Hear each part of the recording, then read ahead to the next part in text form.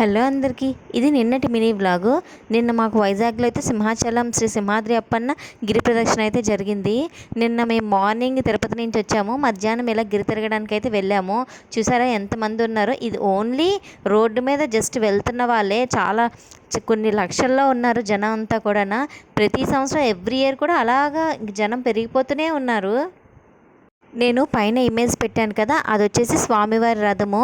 Every year కూడా గురి పౌర్ణమి ముందు రోజు ఈవినింగ్ 3 o'clockకి అయితే ఆ రథం అయితే ఆ కొండ చుట్టూ తిరుగుతుంది, సింహాచలం కొండ చుట్టూను.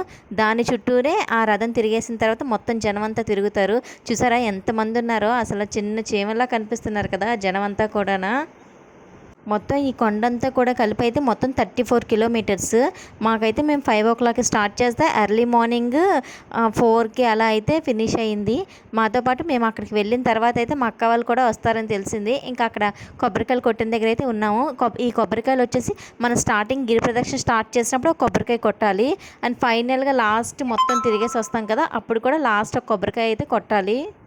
మేము నిన్న మార్నింగే కదా ఊరి నుంచి వచ్చాము. ఈ గిరి ప్రదక్షిణ చేయలేని అనుకున్నాను, కానీ లక్కీగా అంటే ఎప్పుడు తిరుపతిలో వచ్చి సింహాచలం వెళ్ళే వాళ్ళమి, కానీ ఈసారి గిరి ప్రదక్షిణ వచ్చింది కదా, ఇంకెందుకు ఆ అవకాశం వదిలేసుకోవాలని చెప్పి అయితే తిరిగేసాము. స్ట్రెయిన్ అయినా సరే ఆ భగవంతుడి దయ వల్ల అయితే మాత్రం చాలా బాగా చేసుకున్నాము.